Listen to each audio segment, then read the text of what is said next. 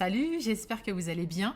Je vous fais cette petite vidéo par rapport à ce que j'ai pu lire, entendre, voir euh, ces derniers temps et par rapport à l'image de soi, l'image que certaines femmes ont d'elles-mêmes et surtout, par exemple, les femmes qui ont la ménopause.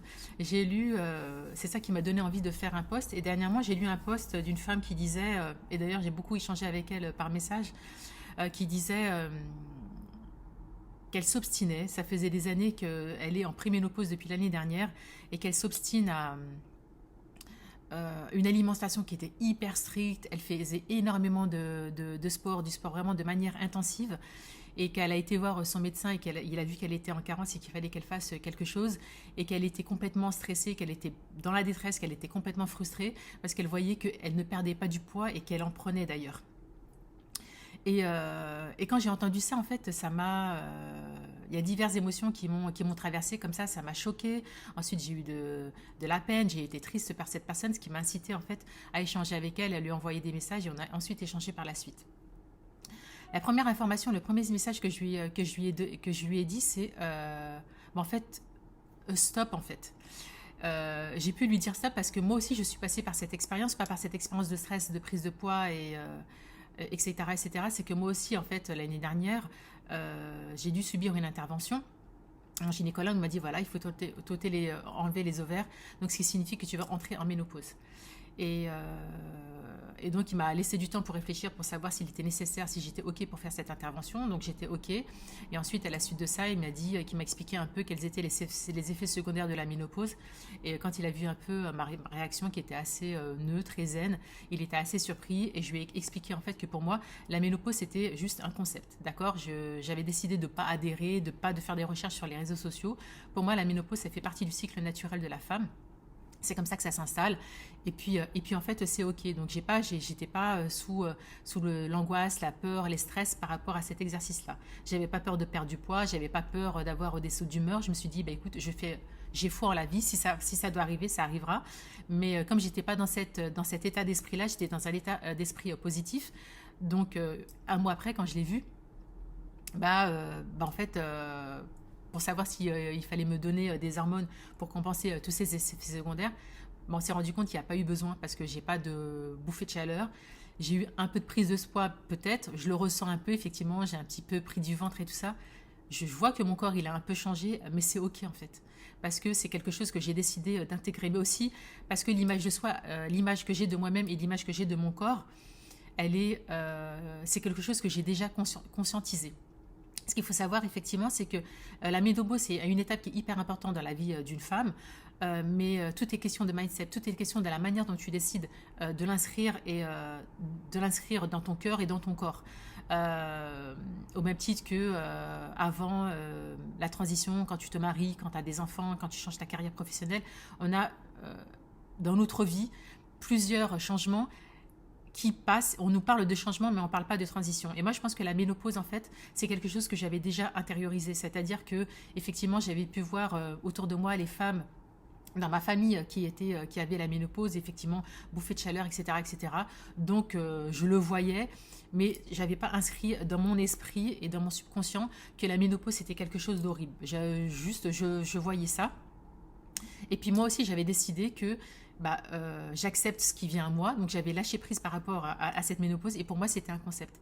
Et je pense que comme j'ai accueilli, j'étais dans un état d'esprit qui était serein, qui était sain et qui était positif, je pense que, et ça c'est ma croyance positive, c'est une croyance qui est très forte, et je pense qu'à la différence des femmes de ma famille, c'est quelque chose qui se passe bien en fait. Et pour revenir à cet échange que j'ai eu avec cette femme, et je lui ai dit, écoute, moi ce que je pense, c'est que je pense que le message que tu délivres à ton corps, déjà le mindset c'est hyper important, mais la manière dont tu abordes la chose, je pense que tu prends pas le bon chemin. Déjà, ce qu'il faut savoir, c'est que toutes ces femmes en fait qui martyrisent leur corps, qui maltraitent leur corps, ça peut pas marcher. Tu peux faire je pense, et ça c'est ce que je crois, tu peux faire tous les régimes inimaginables que tu vois sur les réseaux sociaux, des gens qui te vendent des régimes extraordinaires, des keto machin. Si tu l'abordes pas, si tu n'es pas dans le bon mindset, ça marchera pas avec toi. Tu pourras tester tous les régimes, ça marchera pas. Pour moi, à mon sens, ce qu'il faut faire, ce qui est hyper important, et ça, je viens de jouer sur l'image de soi et la beauté intérieure, c'est déjà aimer son corps. Si tu vois que tous les régimes, que ça n'a pas marché, au bout d'un moment, il faut arrêter, il faut faire stop, il faut se dire, ok, il faut prendre conscience, il faut déjà être honnête avec soi-même et se dire, ok, j'ai fait plein de trucs, ça ne marche pas, qu'est-ce qui ne marche pas dans le processus? Peut-être que les régimes en soi, ils sont bons, mais c'est peut-être ton mindset et la manière dont tu l'abordes qui n'est pas bon.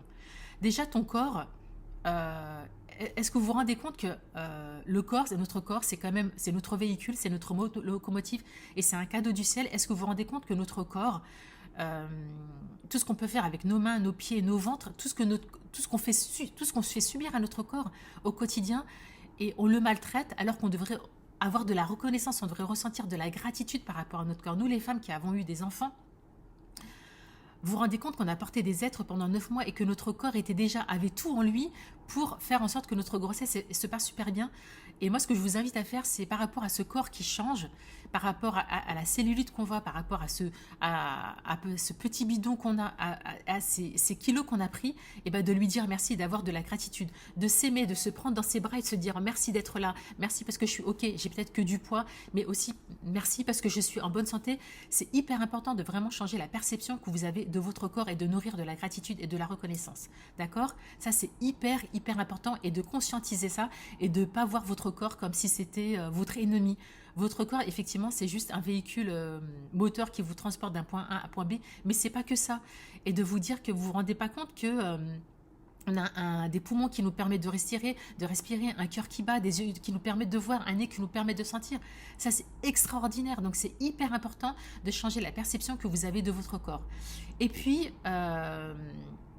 c'est hyper important aussi, si vous de changer l'intention, en fait, de votre objectif et de l'émotion qui est associée à ça. Peut-être, je pense que si vous faites des régimes et que vous nourrissez et que peut-être que votre objectif est hyper mal dimensionné, c'est-à-dire hyper important, si vous vous dites, j'en sais rien moi, vous décidez de perdre 20 à 30 kilos en un mois, c'est pas possible. Vous vous rendez compte, ce que vous faites subir à votre corps, c'est pas possible. Traitez votre corps avec amour, avec respect et avec bienveillance. Et si vous décidez en effet de perdre du poids, définissez des objectifs qui sont smart et qui sont réalisables. Ensuite, posez une intention, ne soyez pas dans le stress. Si tous les jours au quotidien vous nourrissez du stress par rapport à cette prise de poids, vous êtes tout le temps en train de vous peser, vous êtes en train de mesurer tout ce que vous mangez, tout ce que vous buvez, mais c'est l'horreur, vous êtes constamment dans le stress. Vous nourrissez constamment des hormones du stress, et on sait très bien en fait que les hormones du stress, quand on est dans du stress, on ne peut pas perdre du poids parce que c'est une information, c'est une substance chimique qui est nocive pour notre corps. C'est pas avec une intention qui est négative, vous ne pouvez pas perdre du poids. Donc moi, ce que je vous invite à faire et ce qui marche, et ça c'est pour tous les changements que l'on veut opérer, c'est de poser une intention positive avec une émotion élevée. Intention positive avec une émotion élevée. Ça veut dire quoi? Ça veut dire que moi, pour ma part, je dis, mon corps, il a changé. Donc, effectivement, j'accueille tout ce qui arrive par exemple, la semaine dernière, pendant 2 semaines, on a passé des super vacances dans des super pays qui étaient en Espagne et au Portugal où on mange très très bien. Tu vas au restaurant, c'est incroyable le prix. Donc effectivement, je me suis fait plaisir. J'étais tout le temps, j'ai savouré tout ce que j'ai mangé, j'étais vraiment dans le plaisir. Donc le plaisir, c'est quoi? C'est une émotion qui est hyper agréable avec une haute fréquence vibratoire et qui ne peut apporter que du plaisir à mon corps. Donc j'étais pas dans le stress à me dire, alors effectivement, j'ai pas mangé comme une goinfre, mais j'ai eu du plaisir dans tout ce que j'ai mangé. Et après, quand on est rentré, j'ai senti que que je m'étais fait plaisir. Donc là, je suis à l'écoute de mon corps. Donc mon corps, il dit, bon voilà, maintenant, faire attention à ce que je mange. Et je le fais. Et je suis pas dans le stress. Et je suis surtout pas dans des énergies de stress. Donc c'est hyper important quand je vous dis intention positive et émotion élevée. Donc peut-être aussi changer l'intention de son objectif. Par exemple, moi, si je fais du sport, ce n'est pas pour maigrir. C'est pour mettre mon corps en mouvement et pour faire du bien à mon corps. Quand je mange, et alors j'adore cuisiner, c'est ne pas dans une intention de perdre du poids, mais c'est pour faire du bien à mon corps, c'est de le nourrir avec tous les nutriments dont il a besoin, donc avec tous les apports dont il a besoin. C'est hyper important. Donc le mindset, ok, le mindset c'est hyper important. L'intention positive, d'accord, avec une émotion élevée, donc d'être dans des émotions de joie et de plaisir. pour tout ce qui s'adresse à votre corps et à soi-même. Et vous verrez que là, votre corps va changer sans que vous vous rendiez compte. Et c'est vrai que moi, je me suis rendu compte que quand je suis dans ce mindset-là, ben, je perds du poids alors que je ne fais pas forcément d'efforts, mais je suis dans des intentions et dans des émotions qui sont agréables. C'est hyper important. Et aussi se dire que quand il y a un changement, ça prend du temps. Donc c'est hyper important d'être persévérant, d'être déterminé et de se dire que pour aller vers le changement, ça veut dire qu'il y a des choses auxquelles on doit renoncer pour aller voir un nouveau départ, mais entre les deux, il y a une zone qui est neutre. Et cette zone, elle est neutre, ça veut dire que ça prend du temps et c'est quelque chose qu'on conscientise. On passe par des moments de doute, on passe par des moments de questionnement, mais c'est ok, on a foi en soi parce que notre objectif, c'est quoi? L'objectif, c'est de travailler sur l'image de soi, c'est travailler sur la beauté intérieure. Et puis la dernière question aussi que j'ai posée à cette femme, c'est quand vous faites ça en fait, quand tu décides, tu t'acharnes à perdre du poids, tu te martyrises toi, tu martyrises ton corps. Et en plus, ça veut dire quoi? Ça vient travailler, négliger, te dévaloriser, dévaloriser ton estime de soi, ta confiance en soi, ton image de soi, ta beauté intérieure, ce qui est profondément le plus beau chez toi. Quand tu fais tout ça, tu le fais pour qui? Alors, sois honnête avec cette question. Quand tu fais tout ça, toute cette souffrance, quand tu le fais, tu le fais pour qui? Et si tu le fais pour quelqu'un d'autre, pour nourrir l'image, la perception que tu as de toi au travers des yeux des autres, alors je suis désolée, c'est comment dire? Bah, c'est pas sain. C'est pas sain pour toi. C'est vraiment pas sain pour toi. Mais vraiment, c'est hyper important dans le travail qu'on fait sur l'image de soi, c'est vraiment important de le faire pour soi, d'accord? De sortir de tout ce que vous envoient les magazines, de tout ce que vous envoient les réseaux sociaux, parce que tout ça, c'est pas du tout la réalité. Et tant que tu continueras à nourrir l'image de toi au travers du regard des autres, eh ben, tu vas jamais t'en sortir. Tu feras tous les régimes du monde, ça ne marchera jamais. Donc c'est hyper important de conscientiser ça, de prendre soin de soi et de faire tout ça. Déjà, de poser un objectif qui est différent avec une intention qui est différente, une intention positive avec une émotion élevée et d'abord de travailler sur toi tout simplement. D'accord? Et je peux t'assurer que quand tu fais ça, tu peux y arriver. Donc, quand tu manges pour toi, tu manges équilibré avec une intention de bien nourrir ton corps et non pas dans une intention de régime, parce que qui dit régime dit hormone de stress, de faire du sport parce que ça fait du bien à ton corps, parce que tu mets ton corps en mouvement, donc toujours avec une intention positive et une émotion de joie et de plaisir, parce que tu te fais du bien à toi et machin. On sait très bien que la qualité du sommeil quand on veut perdre du poids, c'est hyper important. Donc machin, c'est hyper important aussi de prendre soin de soi. Les hormones du stress, la méditation, prendre soin de soi et être ancré dans l'instant présent. Donc c'est pas que la méditation, c'est faire des activités qui te mettent dans le flow, qui t'apportent des hormones qui viennent nourrir des émotions de joie, de plaisir, de gratitude, de reconnaissance, etc., etc.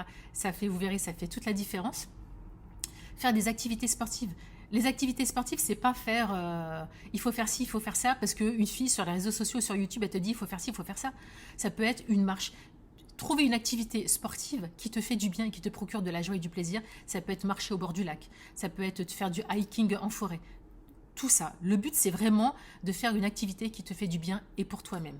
Donc c'est ce que j'ai dit, c'est ce que je voulais vous partager avec vous par rapport à soi, l'image de soi et la beauté intérieure. Et c'est ce que j'ai partagé avec la fille et juste d'avoir ces prises de conscience en fait, tout simplement. Ça, c'est hyper important de prendre soin de soi et surtout de changer son état d'esprit et son mindset et la manière dont on se perçoit. Parce que l'amour de soi commence d'abord par soi. Elle ne commence pas par la fenêtre, par le regard extérieur des autres, parce que tout ça, c'est n'importe quoi. Comme je vous l'ai déjà dit, en fait, la perception des autres, elle se fait au travers de leur propre carte du monde et non de la vôtre. Et ce qui est bien pour les uns, pour les autres, n'est pas forcément bien pour vous. Et la vérité des uns n'est pas forcément votre propre vérité. Voilà, donc c'est ce que j'avais envie de partager avec vous ce matin. J'espère que ça vous apporte quelques éclairages. Et sachez que l'image de soi, ça passe d'abord par la beauté à l'intérieur. Et la beauté quoi? C'est la beauté du cœur, la beauté de l'âme et la beauté de votre intérieur. Et quand vous apprendrez à nourrir cette beauté intérieure, ça viendra nourrir l'image de soi, la confiance en soi et l'estime de soi. Et quand vous verrez, quand vous travaillez l'image de soi, la confiance de soi et l'estime de soi, vous vous débarrasserez complètement du regard des autres. Et franchement, je vous souhaite vraiment d'arriver à ce point-là. Et si jamais vous avez des questions par rapport à ça, n'hésitez pas, mettez-moi des commentaires, envoyez-moi des messages privés. Et sachez que tout bientôt, je vais mettre en place un programme d'accompagnement qui s'appelle l'image de soi, qui s'adresse aux femmes qui ont envie d'être dans cette posture. Et ça sera par groupe, un groupe de femmes d'une dizaine, 10-12 personnes, parce que je crois en la force de l'intelligence collective et je crois en la force d'une communauté. Voilà, je voulais que cette vidéo soit courte et finalement elle n'était pas courte. Je vous souhaite de prendre bien soin de vous et je vous dis à très bientôt. Ciao. Mouah.